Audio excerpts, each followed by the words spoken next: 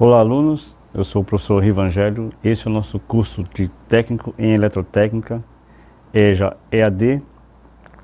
Hoje vamos iniciar o conteúdo de metrologia. Essa disciplina será dividida em 6 aulas e a gente vai conhecer aqui os elementos, os instrumentos de medidas e todas as especificações relativas a como medir e que instrumento utilizar para fazer qual medida, ou uma determinada medida. Metrologia e instrumentação. Essa é a nossa aula 1.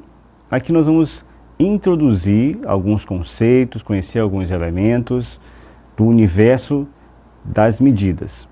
Teoria da metrologia.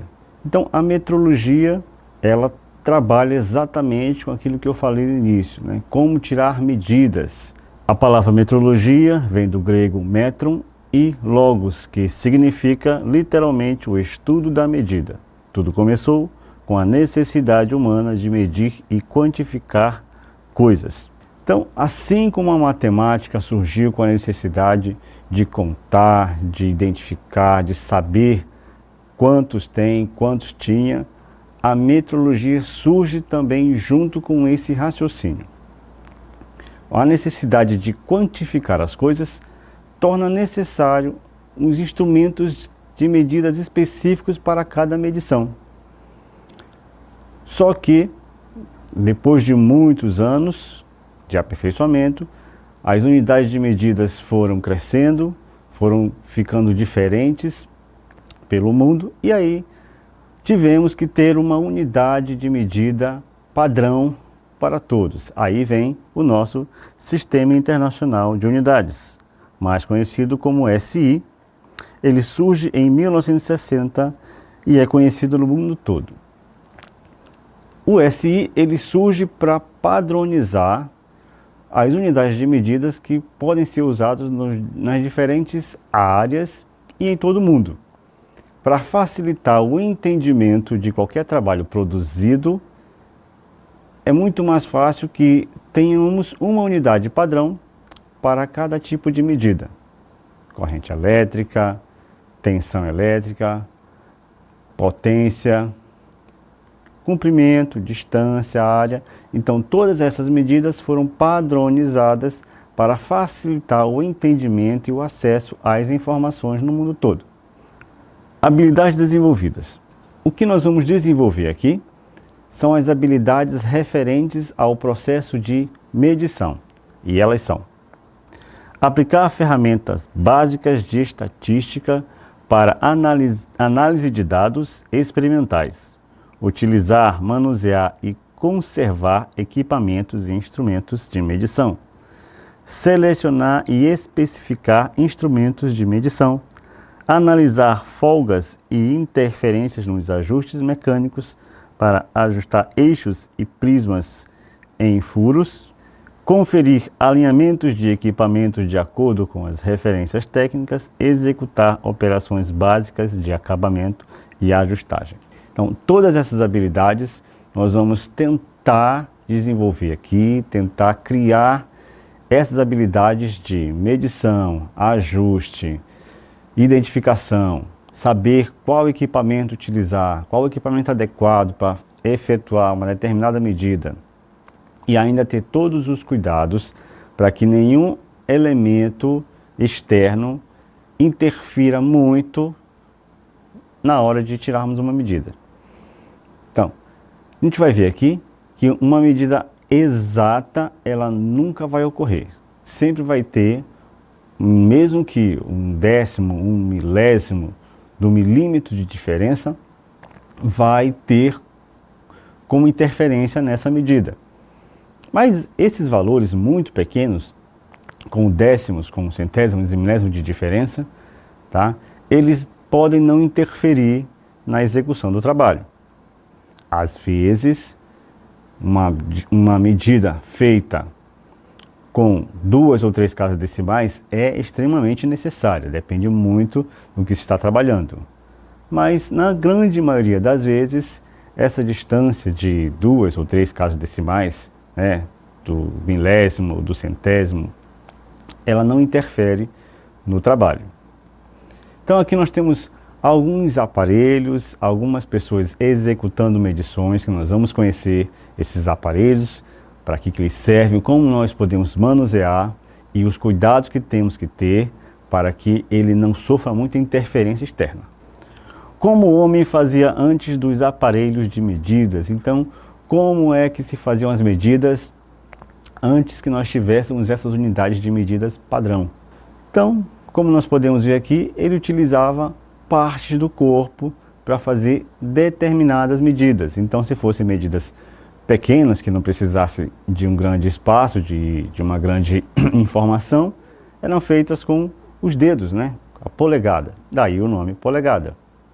Agora, se fosse uma distância um pouquinho maior, aí nós tínhamos o palmo, o pé principalmente para distâncias curtas, mais no solo. E também temos a jarda, o passo. A jarda, como vocês podem observar, é a distância, tá, entre a parte central do corpo e um braço esticado. Só que, claro, nós tivemos uma grande problemática nesse período. Por quê? Porque assim como hoje nós temos pessoas de tamanhos diferentes, de braços diferentes, passadas diferentes, e aí nós não tínhamos uma medida exata de nada. Cada pessoa tinha um tamanho de pé, assim como é hoje, não ficou diferente. Então, assim como é hoje, antigamente, tamanho de pé diferente, a passada diferente, então tudo isso causava um problema na hora de medirmos. E aí, nesse caso, a medida ficava muito inexata. Os erros de medição nessa época eram muito frequentes por conta disso. No século XVII surgiu um movimento no sentido de estabelecer uma unidade natural que pudesse ser facilmente copiada e deveria ser seus múltiplos e submúltiplos segundo o sistema decimal. O segmento do setor elétrico que compreende os potenciais após a transmissão. No Brasil, o sistema métrico foi implantado pela Lei 1157 de 26 de junho de 1862. A partir do século XVII, percebeu-se a necessidade, quase a obrigatoriedade, de que tivéssemos uma unidade padrão. E daí surge a ideia de medir principalmente comprimentos, distâncias pequenas ou longas, mas não muito longas, até o momento. Porque essa mesma unidade de medida será usada para medir coisas também muito longas. E daí surge o metro. Tá? O metro, ele surge inicialmente como uma fração de uma distância conhecida, tá? Como vocês podem ver aqui na imagem. Em 1790, Taveren, num sistema com essas características, desenvolveu um projeto estabelecendo que a nova unidade de medida deveria ser igual à 10.000.000ª parte de um quarto do meridiano terrestre. Então, o meridiano, lembrando muito bem, são aquelas linhas imaginárias que ligam o Polo Norte ao Polo Sul, tá? Fazendo todo o círculo terrestre. Então, um quarto dessa linha vai de um polo ao centro da Terra, e essa distância equivaleria a 10 milhões de metros. Daí, nós tínhamos a 10.000.000ª parte dessa distância correspondendo a um metro. Ou seja, determinou-se que a distância entre o Polo Norte e o centro da Terra, que é a distância de um quarto desse meridiano, equivaleria a um metro. Então, ou seja, a 10.000.000ª parte dessa distância corresponde ao metro. Então, até aquele momento, isso é que correspondia a um metro. O padrão atual da medida do metro. Aqui nós vamos ver que, para manter-se essa mesma distância correspondente a um metro, tivemos que fazer uma nova formulação para representar o metro.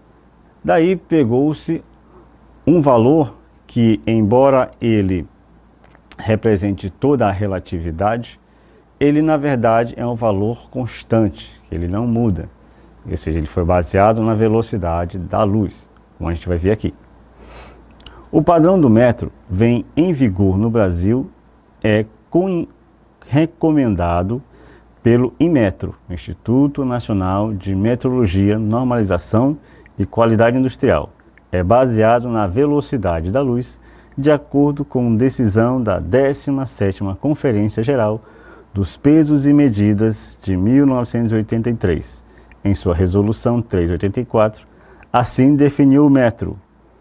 É o comprimento do trajeto percorrido pela luz no vácuo durante o intervalo de tempo de 1 por 299.729.458.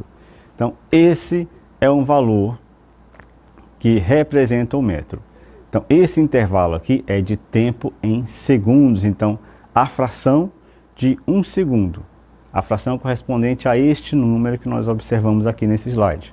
Esse número muito grande, de 299 milhões, é um número muito grande, e é este número, esta fração, 1 sobre este número, que a luz percorre nesse intervalo que representa o metro. E como eu falei, por quê? Porque a luz ela é uma velocidade constante, principalmente no vácuo, ou seja, onde não há nada que interfira nessa velocidade, nenhum obstáculo, nenhum instrumento, nada vai interferir nesse percurso.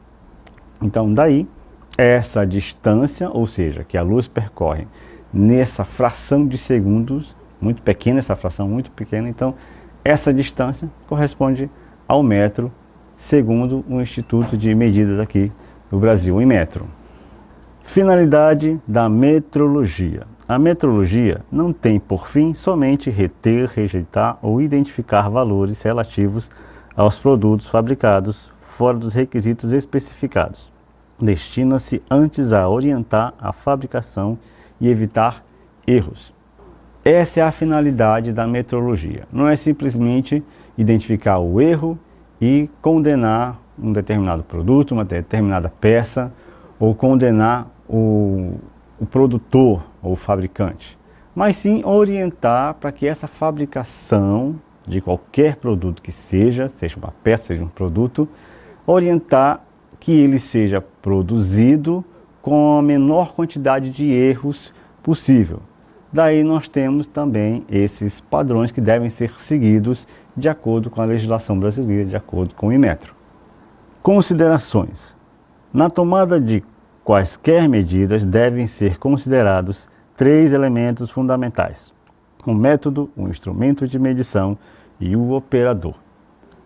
Aqui nós temos os 3 elementos, tá? As 3 áreas, os 3 termos que fazem parte da metrologia. Ou seja, é quem mede, o que será medido e como se mede. Então, esses 3 elementos fazem parte da medição. E quem mede não é simplesmente qualquer pessoa, tem que ser uma pessoa qualificada para exercer aquela função. Ele tem que saber utilizar a ferramenta, o elemento com o que se mede. Tá? E para isso, ele também tem que conhecer o que será medido. Tá? Então, esses 3 elementos são os elementos fundamentais para que seja executada uma boa medição com a menor quantidade de erros possível. Método: medição direta consiste em avaliar a grandeza por medir, por comparação direta com instrumentos, aparelhos e máquinas de medir. No exemplo aqui nós temos um instrumento que nós vamos conhecer mais a fundo, é o paquímetro. Tá? Esse é só um tipo de paquímetro, é só um tipo de medição que ele faz. Nós vamos conhecer ele um pouco mais nas próximas aulas. Medição indireta por comparação é determinar a grandeza de uma peça com relação a outra de padrão ou dimensão aproximada. Ou seja, enquanto nós temos a medida direta, onde você toma um valor conhecido, o metro, por exemplo, e você, a partir dessa medida conhecida, faz a comparação direta com a peça com que se quer medir. Você também tem a por comparação indireta, onde você tem a peça conhecida, não somente a unidade de medida, mas a peça conhecida, e aí você vai comparar a outra que você tem com esta.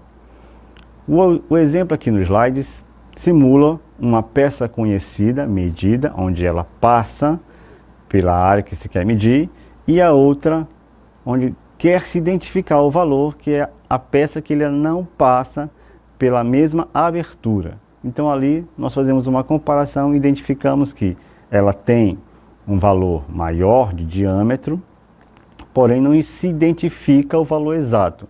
Mas conhecendo uma, sabemos que a outra é maior ou menor, dependendo do que irá acontecer. Nesse exemplo aqui, ela tem o diâmetro maior que a peça conhecida. Medida relativa, tomada de medida de um valor qualquer que varia entre dois valores, um máximo e um mínimo. Então, aqui é onde nós identificamos que uma peça, um dispositivo, ele pode ter uma variação em suas medidas.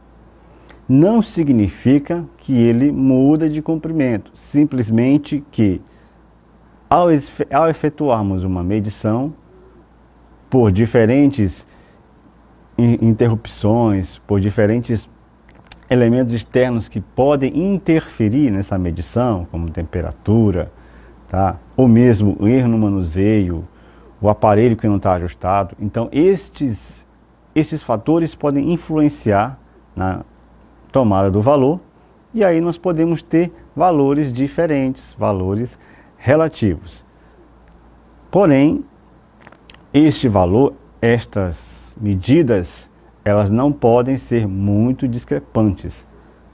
Ao efetuarmos uma medida, ela não pode ser muito diferente da outra para que seja considerado valor relativo. Ela tem que variar dentro de um intervalo aceitável. Como aqui no exemplo, nós podemos ver esses dois valores são bem próximos, foram valores tomados, então bem próximos, e aí sim nós temos uma oscilação, uma variação entre esses dois valores. Quer dizer que aquela medida está sendo feita, ela varia entre aqueles dois valores que nós observamos aqui. O instrumento de medição. A exatidão relativa das medidas depende, evidentemente, da qualidade dos instrumentos de medição empregados. Para a tomada de uma medida, é indispensável que um instrumento esteja ajustado, calibrado e que sua resolução permita avaliar a grandeza em causa com uma precisão exigida. O instrumento. Esse instrumento ele não pode ser manuseado de qualquer forma. Primeiro, ele tem que estar calibrado, ou seja, diminuir qualquer risco de medida errada. Ele tem que estar realmente calibrado para aquilo que irá se medir. Seja uma balança de precisão, seja um paquímetro, como já falei, tá? Qualquer medida que seja feita, o aparelho de instrumento, o aparelho de medida, o instrumento de medição, ele tem que estar calibrado naquela unidade de medida que irá se tomar. O operador. O operador, esse é o mais importante para a execução da medida, porque ele tem que conhecer o aparelho de medição dos instrumentos e ele tem que conhecer o que ele vai medir, para daí tomar a decisão de qual instrumento ele vai utilizar para efetuar aquela medida. Aqui a gente encerra a nossa primeira aula de técnico em eletrotécnica, metrologia. A gente se vê na próxima.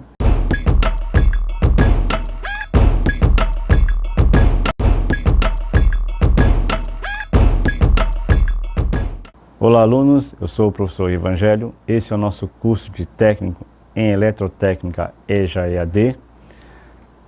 Estamos na aula de metrologia, na nossa aula 2. Como eu falei na nossa aula 1, nós teremos 6 aulas dessa disciplina.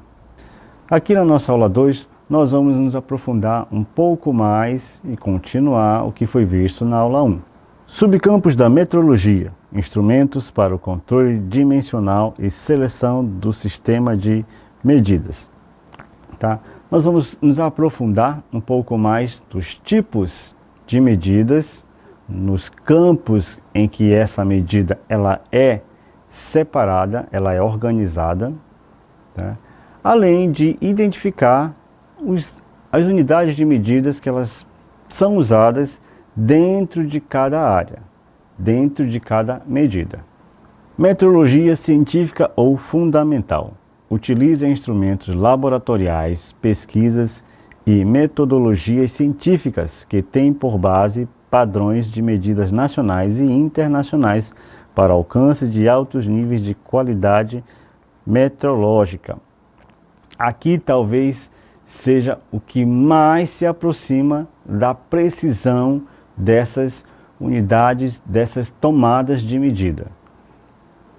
Na primeira aula eu falei que os erros eles sempre irão ocorrer, mas dentro de um valor específico.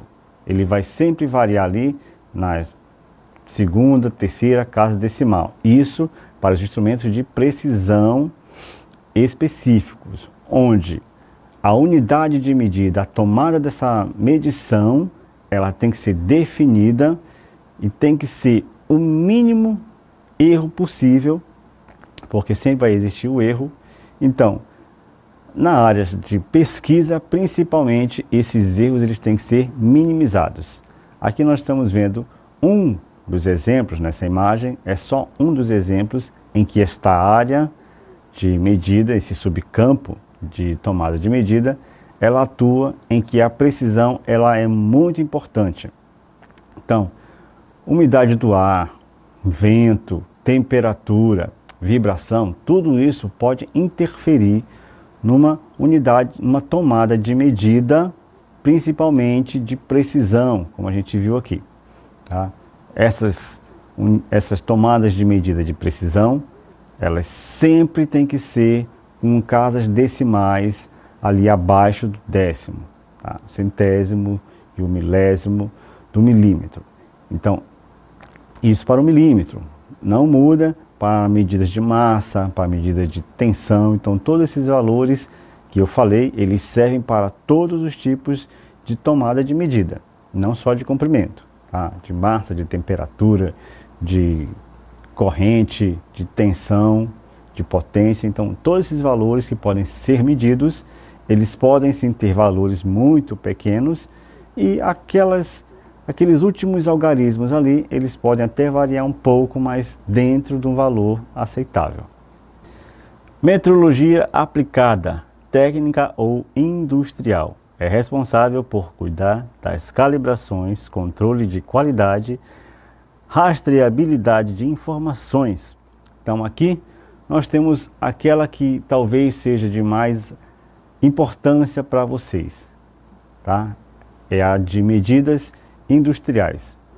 Aqui temos diversos equipamentos que talvez alguns conheçam, outros ainda vão conhecer, esses instrumentos de medição, onde eles têm também uma precisão grande, bem maior do que os instrumentos mais comuns, mais conhecidos, que a gente também vai conhecer aqui um pouco eles, mas vamos nos aprofundar naqueles que mais importam dentro da nossa área, tá?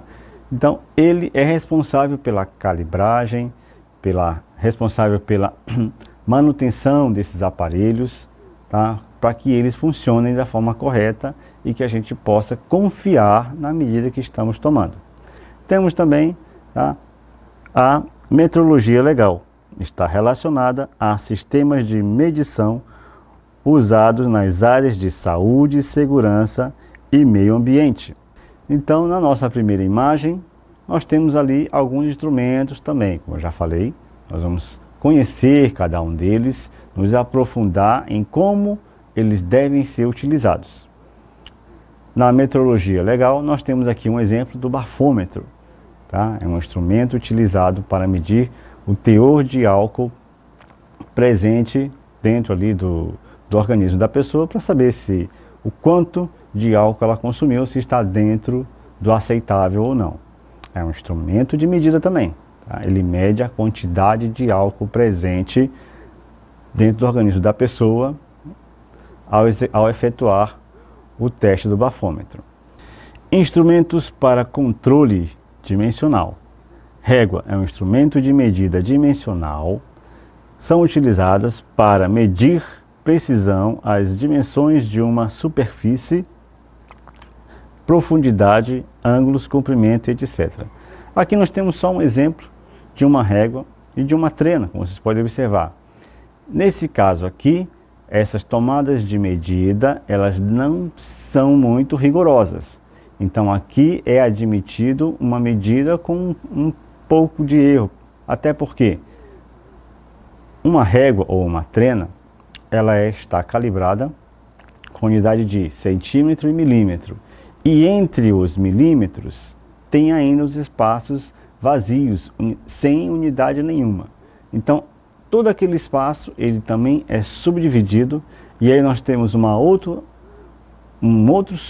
submúltiplo daquele valor, um valor ainda menor, e assim por diante. A cada dimensão tomada, nós vamos ter uma outra unidade menor ainda. Tá? Aí nós temos um décimo daquele valor, um centésimo daquele valor, um milésimo e assim, continuando. Tá? E aí nós temos todos esses subgrupos, esses valores ainda menores, tá? Do metro principalmente. A trena, elas são muito úteis para profissionais das áreas de engenharia, mecânica, que precisam calcular as dimensões de peças e demais elementos de equipamentos automotivos. A trena, exemplo da régua, ela também tem os valores que podem não ser tão precisos, porém ela é utilizada para medir coisas bem maiores. Tá? Então nós temos trenas de diferentes tamanhos. Tá? Temos trenas de 2 metros, 3 metros de comprimento, de 5, de 10. E aí, dependendo da aplicação, por exemplo, um topógrafo, ele precisa de uma trena que tenha um alcance grande, mas que não seja uma distância muito elevada, porque ele também não vai trabalhar com distâncias muito longas. Ele vai trabalhar dentro ali de um espaço de 10, 20 metros, ou até um pouco mais.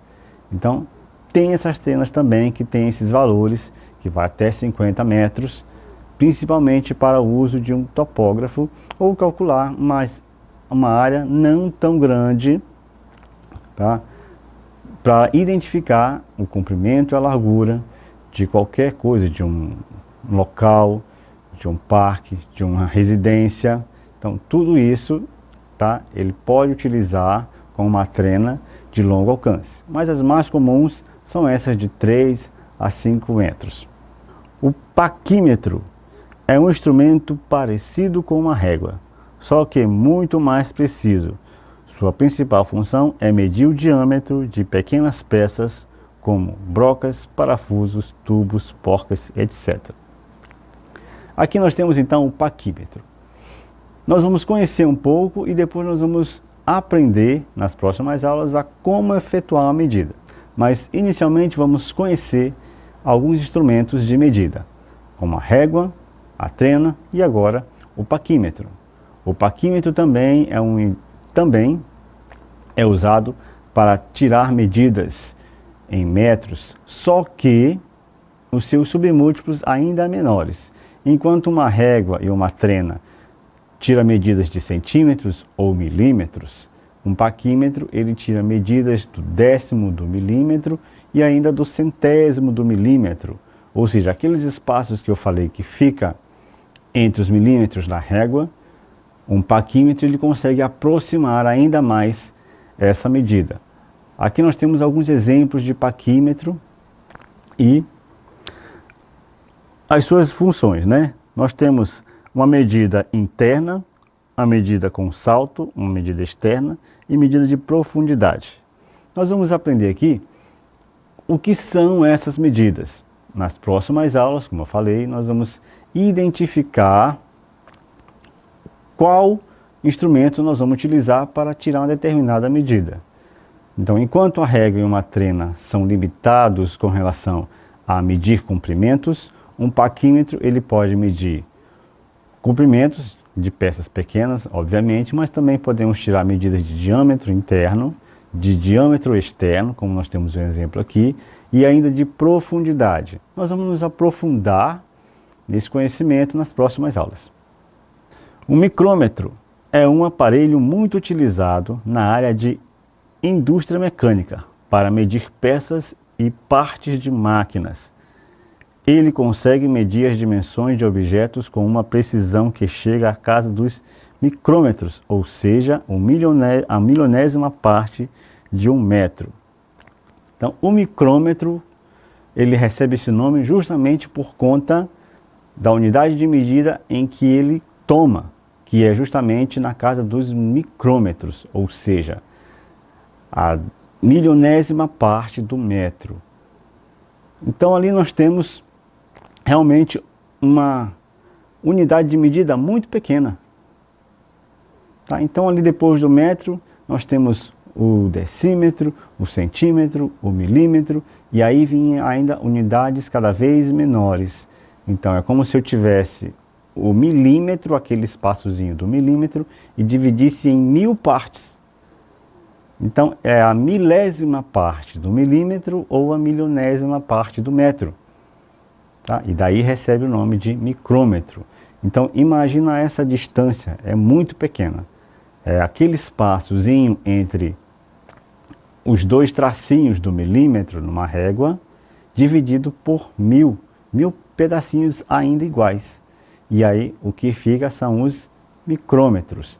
E aqui também nós temos alguns exemplos, tá, desses aparelhos, desses instrumentos de medida. A precisão dele é muito maior que a do micrômetro, que a do metro, que a da régua, que a da trena.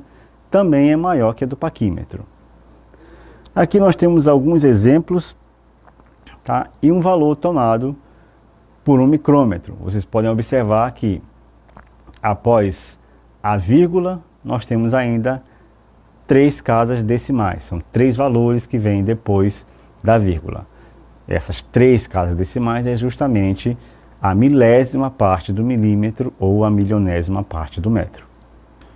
O espessímetro, esse instrumento é útil para garantir a qualidade de fabricação de materiais que precisam ter uma espessura específica.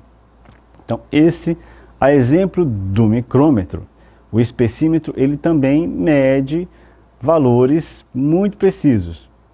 Só que ainda o micrômetro ele supera na precisão que o espessímetro, embora eles sejam muito parecidos. Mas o espessímetro ele mede exatamente espessuras de peças de ferramentas, de objetos que precisem ser encaixados ou montados dentro de algum objeto, de algum aparelho, ou que seja alguma ferramenta. Então, esse espessímetro, ele mede exatamente o que o nome dele sugere. Espessuras são mais precisas, é um pouco mais preciso que o paquímetro, mas o micrômetro ainda é mais preciso que o espessímetro. Comparadores de diâmetro ou relógio comparador. Existe concordância entre uma reta e um arco ou entre 2 arcos, quando eles se unem formando uma linha contínua sem quinas ou ângulos. Então aqui, tá, não em qualquer parte na área ali que for medido, como pode observar, pode ser uma linha ou uma curva, 2 arcos, ou mesmo dentro de um cilindro, como você pode observar aqui, tá? Esta linha, esse que será medido ali, esse diâmetro, tá, dentro desse cilindro que está sendo medido ali, ele realmente vai tirar uma medida muito mais precisa ainda, tá? É utilizado principalmente dentro de motores, tá, para medir se aquele diâmetro dentro do cilindro, se ele está igual, tá, em toda a sua área, porque ele precisa. E se tiver alguma variação, alguma diferença no valor, Essa diferença tem que estar dentro do aceitável, certo? E aqui nós temos os exemplos do relógio comparador, tá? E o seu uso, né? A sua aplicação. Rugosímetro. A principal função e objetivo é analisar os problemas que têm relação com a rugosidade, ou seja, variações de relevo, de superfície e instrumento. Costuma apresentar resultados extremamente precisos. A exemplo do relógio comparador, tá? O rugosímetro ele é para medir exatamente a superfície, aquelas pequenas ondulações que muitas das vezes a gente não percebe só observando. Então, para verificar se há diferença na superfície de alguma peça, de algum objeto, se essa rugosidade interfere no seu funcionamento, nós temos o rugosímetro para medir essa diferença, se tem aquelas ondulações muito pequenas que, em princípio, pode não fazer nenhuma diferença no funcionamento, mas para funções aplicadas para instrumentos, para máquinas em que a gente precise que essa superfície seja perfeitamente lisa ou que se aproxime disso, essa diferença não pode superar a sua especificação. Então tem que estar dentro do valor aceitável se houver alguma diferença na superfície, não pode variar muito. Se essa diferença ocorrer, se for muito grande, pode danificar o funcionamento da máquina ou mesmo nos resultados obtidos na fabricação de uma peça ou de um objeto qualquer.